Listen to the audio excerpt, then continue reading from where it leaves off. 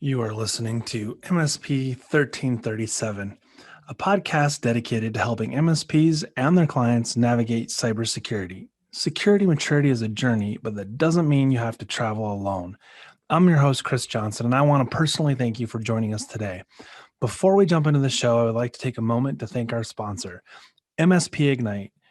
MSP-Ignite offers a peer group experience that is unique to managed service providers in the technology industry.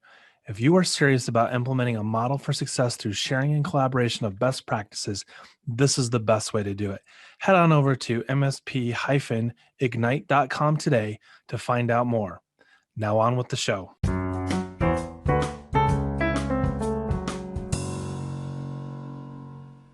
Welcome, everybody, to this episode of MSP 1337. I'm joined this week by Corey Muson of PC Matic, and we're here to talk about the impact of security as it pertains to the education space. Corey, welcome. Thanks for having me, Chris. So, Corey, we've known each other not all that long, but we share a lot of similar acquaintances and friends. And both of us living here in Iowa, I thought it'd be a great opportunity to talk about security as it pertains to the education space, primarily the K12 space. As we know now that we're in 2021, this is probably going to be the highest targeted demographic as far as exploits. Give me some thoughts on your part. Obviously, working where you do, you see a lot of things, but just the education space as a whole, what do you see are challenges and maybe some thoughts on how we might go about helping the K-12 space? Boy, that's a loaded question right out of the gates, Chris. Well, I'm expecting answers too that are just like rock solid. Check this box, and guys, you'll be safe. The first thing I'll say is in interacting with a lot of the folks in the K-12 IT space, I'm incredibly impressed by what they've been able to do with limited resources in constantly shifting times here. Sure. It seems like school by schools, district by district, there are different plans and hybrid models and everything else, and the ability for the IT folks that we work with to adapt to that on the fly has been incredibly impressive. It really has. So let me start by saying that I think you're exactly right. Going forward, we're going to look at schools increasingly becoming a target of attack. We work directly with the K12 Cybersecurity Resource Center, who tracks attacks against public schools, public and private schools, and has been doing it for about 2 or 3 years, and we underwrite their research. All indications are it's full steam ahead, and even since the shift to work, or not work from home, but online learning, it's only increased. Sure. And added in data exfiltration and any number of other layers to it now. Unfortunately, you're right. The schools are going to be in the crosshairs, and I think you combine that now with the idea that in some cases districts are scrambling to find devices to provide to students and Sure. staff, and even in some worst case scenarios, relying on personal devices. Yep. All of a sudden, there are a bunch of security issues there that have to be unpacked. So it's a big, broad challenge right now. Well, I think that's like I don't want to say segue because I feel like it's an overused word, but since I already said it, it's done. I was looking at thinking about the MSP space, and I was thinking about all the things that we have sold over the years, from the better AV stack, the better we could spend hours talking about the grains of sand that make up what we position to clients and prospective clients. But some of the things that have become more prevalent in recent months, recent years, are things like, the MSP managed password management. And there's a handful of things in there. And what was interesting as we look at things like two-factor authentication and how to navigate sort of that password or making the end user more secure. Some things that have happened this year, this past year, unlike any other year that I've been alive for, is let's all work from home and navigate things like never before with COVID. And so I was thinking about it. I read this article and it was talking about the exploitation may not come from me targeting a business, or the threat actors targeting a business. Now they can target the residential, the consumer, not because they care about how much money you spent at Best Buy last month or your Amazon history. They just care about trying to just get their claws into you, because that space, that home space, is now the workspace. And I was reading the statistic to kind of tie it right back to education. The security of a kindergarten, first grade, K through 5 was actually, they found more secure than the 6 through 12 space. And I'm like, well, why is that? And the more I thought about it, it's like, well, what is the probability that a parent or guardian is involved in that K5 user picking and securing their device versus the 6 through 12 who's like, I can ride a bike, potentially drive a car, I can make my own food, I'm not going to starve to death if you're not there. And so I was looking at that and I'm going, okay, so then you go back to that K5 space or any of it. If I am a parent at home, I'm using personal devices, and predominantly MSPs, IT departments, we don't secure those residential devices. And now we're faced with this weird conundrum. What are we securing? Because the compromise now has way more paths to get to the same destination than they did, say, 12 months ago. Yeah, you're spot on. I've got a friend that runs an MSSP in Eastern Iowa, and the way he likes to explain it is, security for the most part was built around castle doctrine for a long time.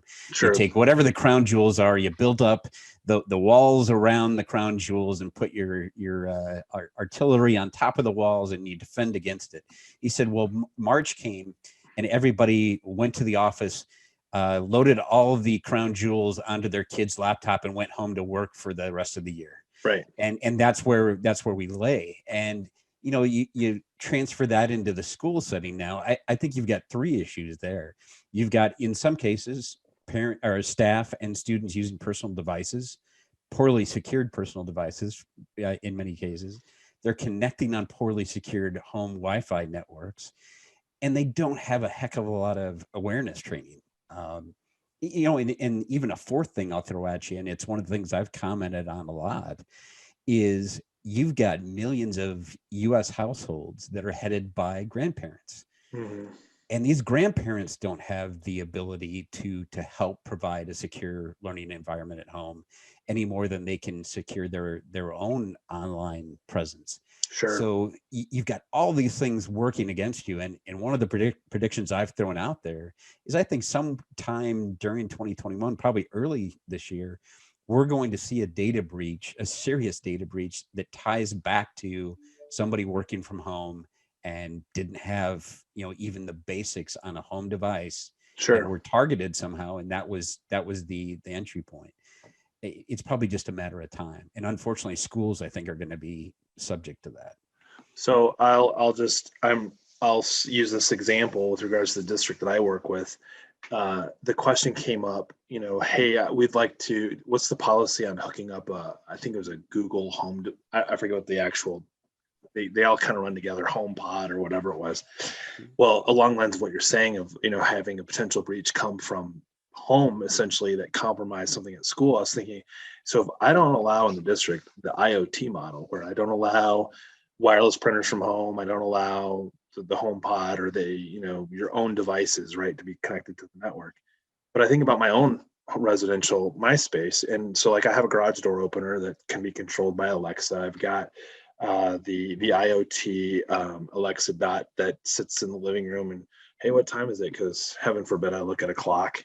That's complicated. Like, and clocks have to have batteries changed, and they don't tell the right time anyways.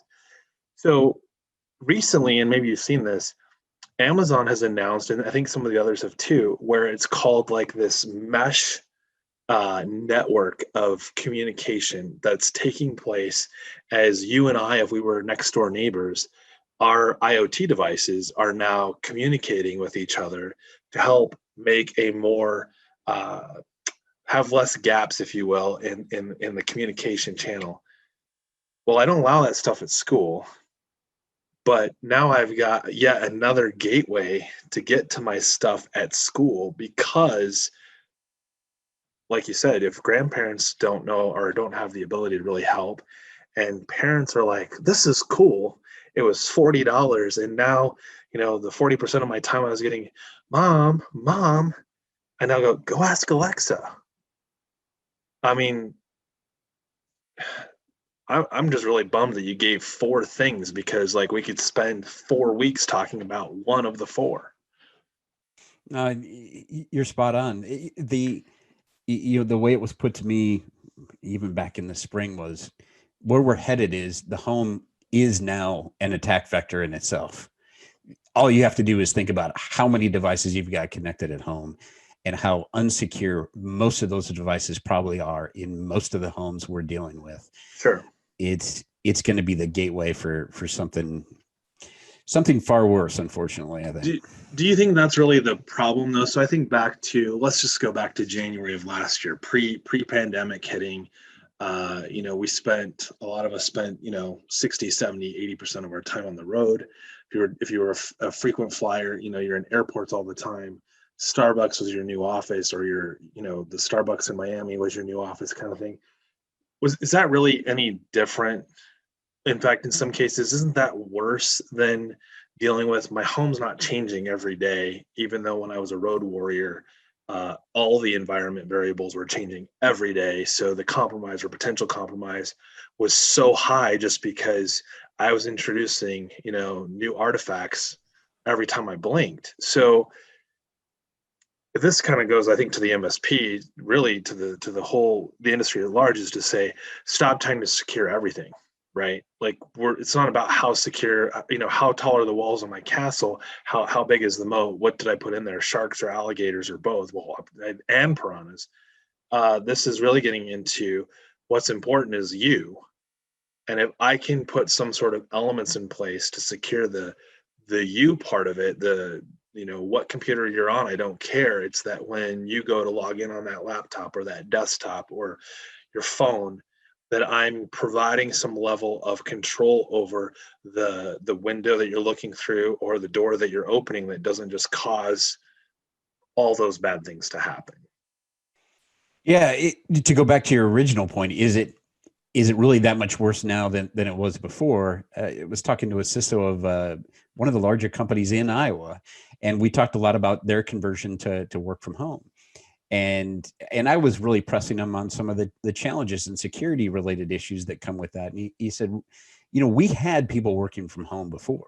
Mm-hmm. It's now a scale thing, right? We went from a quarter of our employees to 100% of the employees doing it. So, the security issues are the same. It's just times whatever. So to that end, I don't think the precise security issues have changed. It's more the scale, obviously. But to your point, what can we control, right? And what can you get your hands on? And that's where I talk a lot about the fact that there's still a lot of basics and blocking and tackling that people aren't bothering with. Sure. You see a lot of these news stories about school districts in Ohio that just spent $500,000 on a security upgrade, and 3 months later are hit with a ransomware attack. Sure.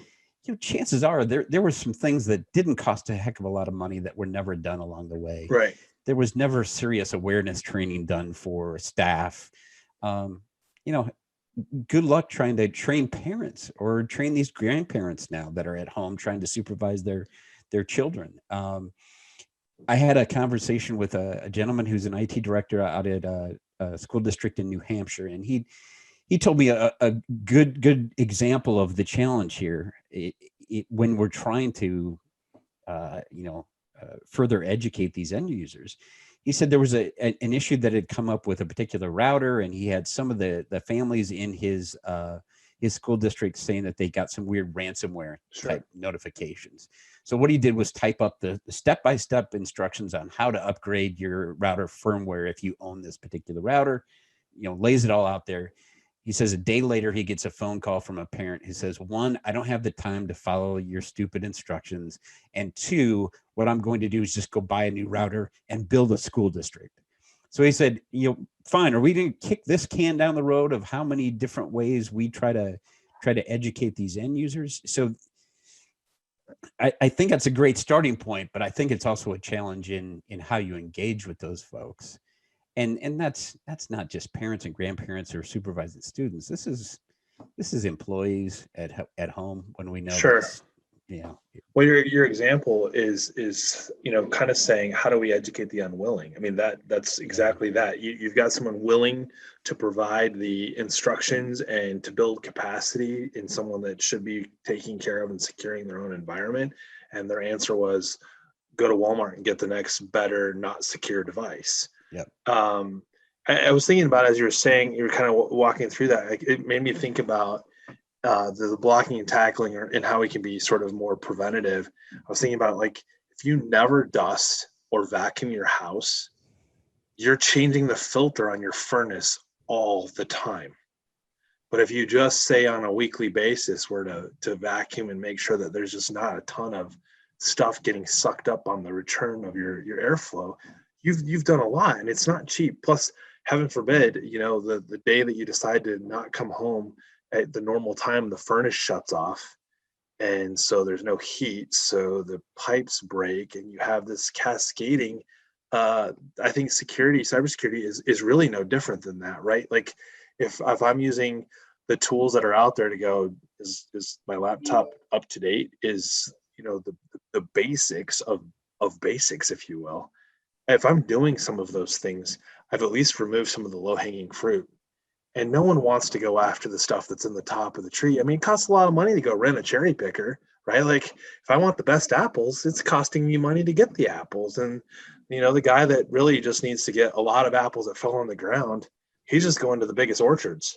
He's not doing anything. He's just walking through, right? Like, there's no effort really involved in going after those that aren't willing to try and do some level of basic hygiene. Right. And I think that's where we're going to have to see a shift in technology policy. And this is going to carry from school districts to companies. But all right, if you acknowledge that a certain percentage of staff are going to live off of their own devices, Right. how does that fit into your acceptable use policies? Right. What's now the expectation if you're going to allow staff to bring their own device? What are the security expectations you Sure. then have for that staff member? I Well, think that's a big challenge now that is yet to be sorted out. I think it has yet to be felt. So I think Yeah. that providing, as a tech director in the role that I currently facilitate, I think one of the biggest challenges I have is, what is the limit of my authority when I say tomorrow you have to use two-factor authentication? So I don't want to say I've been say shy or squeamish around it, but I've really not had a good uh, easy approach to this, right? Because when I bring it up, you know, I get some really big pushback, and they're like, "Well, I'm never going to use my phone that I pay for to be the six-digit, rotating number for 2FA." I'm like, "Okay, these are the same resources that will go to Walmart and spend their own money to buy expo markers, but they won't." Okay, so that's not a very good excuse, of because it's your personal phone. So as you take this further down the path, I've had the privilege of saying, okay, your student information system at the end of January, they're going to two-factor authentication whether you want to or not. Google always says that they should. So in a lot of school districts, they use Google for 2FA. Most of this stuff doesn't require an extra spend. It's the education piece, and so I can see, like, okay, I can navigate this with staff. I really can. I think this is possible. But and I'm not saying you have this answer, but I'm gonna just really cross my fingers and hope that you do.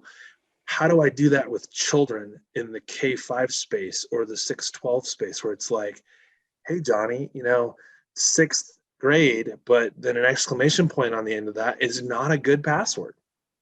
It's just not, right. And it has to start there. I'm going to tell you flat out, I don't have the answer. Dang it. I will tell you that my suspicion is it's a heck of a lot harder to do on the fly. It makes me wonder, is this a bigger question about curriculum for kids as it relates to technology and cybersecurity awareness. I take a look at North Dakota as an example, K20W. They've kind of have a famous initiative up there where from kindergarten on up through, even workplace, all of their citizens, including their public school students, get an element of cybersecurity awareness training, and it starts in kindergarten. If that was the backbone, and you're just simply jumping in and saying, all right, as here's the lesson for the day, and real world exercises, we're going to have to start doing this. Yeah. Maybe it's a heck of a lot easier. But if you're just swooping in as the IT guy to say, here's what's going to happen, and let's hope these kids understand it. Ugh. Well, there's the digital controls hub or digital. I mean, there's several of them. Commonsense.org is what I was thinking of. Yeah. And obviously they definitely target education. But again, this comes back to, so now, even though I like what you said, I think that you're right. That's not necessarily the answer, if you will, the silver bullet. Mm-hmm. But I think what's important here is to go, if teachers are being challenged to educate, especially in doing remote learning and some of these other things, it's really no different. We just have to say that not just at a district level or at an MSP level who's working with school districts is this going to be an initiative. This is everybody collectively across the country is saying, hey, if we want to see a difference and a reduction, we've got to treat it no differently than we would COVID. I think if we all got on the same page with COVID, we wouldn't be talking about wearing masks in public, right? We wouldn't have these political divisive conversations because one truth and another truth don't seem to line up because we got them from two different sources. Yep. That's the problem that we're dealing with right now. I mean, yeah. And fortunately, I think we're seeing some initiatives that are moving us that way. Some of it's at the state level. Sure. I know there's a bigger collective initiative called the Cybermoonshot Program, Yep. which is really built around that, and we've been able to participate in some of those sessions. I think that's where it's headed. This is more of a collective effort of us as a country that need to wrap our heads around how important this is, and kids need to be trained, and grandparents need to be trained, but it's that's not an overnight thing. Sure. And it's gonna take some serious time and commitment to it being important. But I think there's also a recognition that we are incredibly dependent on this technology, and it's not going anywhere. And our connectivity is even more important. We found that out now over this past year. Sure. All right, great. What do we have to do to be citizens as part of that space? So yeah, I just had a conversation with our ISP, and he was articulating that if you are the backbone, sort of the big dog, the big carrier in that area, obviously in Iowa it's ICN, different states have different sort of the big, or they may have several. The guys that subscribed or that basically provide services to, say, potentially you and me in our homes or in our offices, that have them as a backbone, generally speaking, the subscription is a 9-to-1. So for every so if there are 9 people subscribing to services, you're getting a 9-to-1 ratio on per megabits per second, which is interesting in this space of like, is it slow because I have ransomware? Is it slow? No, it's slow because everybody's on it right now. Everybody. So as we look to close out this conversation, one of the things that I kept thinking about, if we were talking to MSPs who obviously support a lot of the school districts, particularly in the state of Iowa, talk to me a little bit about your experience. School districts outsource. I outsource a lot of our day-to-day IT. I'm one person. I can't support all of it by myself. Do you have any tidbits or recommendations that you've picked up working with as many school districts as I know you do, that might encourage MSPs to reach out to the, I don't want to make this a sales pitch for why MSPs should target education, but I think that if strong MSPs were to put more effort into going after the education space, there'd be a lot less tech directors feeling the burden that we do of trying to solve these problems by ourselves, because this is going to only get bigger before it gets smaller. I think it's twofold. When we're talking to our MSPs, what I always encourage them is one, understand who the heck you're talking to and the unique challenges that an IT director at a school district has. In some cases, they're incredibly under-resourced and underfunded, and they may be also the gym teacher, Yep. recognizing that up front and how you approach those people, I think will go a long way. Unfortunately, there's some people that are kind of tone deaf and don't read the room real well. Sure, and sure. and that removes the possibility there. The second thing would be to go into it with an open mind about it being a co-managed arrangement. And I think we're seeing more and more of that. And maybe that kind of even goes without saying.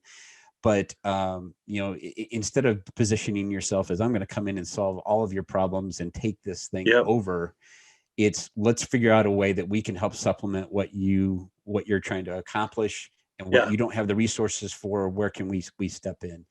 If you approach the districts that way, I think they're a heck of a lot more receptive. And if you at least appear to be well versed into the challenges that a district would have, right, I think it's going to go a long way. But if you walk in there with the same pitch that you're given to any potential customer, it's going to be a tough climb. I think along those lines, having been an MSP myself for the better part of 15 years, coming into the education space, I was very confused and playing defense, I think, out of the gate. Like, why are we doing this by ourselves? If when I had my company, we had lots of people handling fraction of the devices in deployment, how do we think that one person is going to handle, all of those devices? So like one of the things that if I were to look in the mirror about when I was an MSP, the first question that I would ask, a tech director is, what's the number one thing that gives you pain? And if it's not in my wheelhouse, maybe I can recommend somebody that it is. But I hear this all the time. Network congestion, firewall policies, or content filtering just not working the way I wanted to. The list kind of goes on and on and on. But what I believe is the case is, if we have to, as a tech director, because I don't know, even the smallest districts, they're managing more than 500 devices, right? And it's one person. I don't know an MSP that has, 500 to 1,000 devices, and they don't have 2, 3, 4 dedicated engineers on the team to support those assets with the tools that most districts have never even heard of. What do you mean there's a single pane of glass to manage whether or not I've got the latest updates? So, yeah, I think that and it kind of goes back to the beginning of this conversation. How do we educate the unwilling? Well, I think a lot of the unwilling is based on the ignorance of what it means to be secure, to be residential or in a school. And, oh, well, I keep my personal stuff separate from my work stuff. And I don't really care if you have the password to my gym membership because it's just my gym membership. It's not the same credentials that I use for my bank. It's like, well, is the billing address the same? Like, oh, I never thought about that. So yeah, I think those are all great recommendations. I think you're spot on. I believe that there's an opportunity probably again for us to get on another one of these conversations to talk more about the education space. But with that, I want to say thank you, Corey, for joining us for this episode of MSP 1337. Have a great month. Thanks, Chris. All right. That was it. Awesome. All right. Well, I want to thank everybody that's listening. This has been an episode of MSP 1337. Hope to see you next week.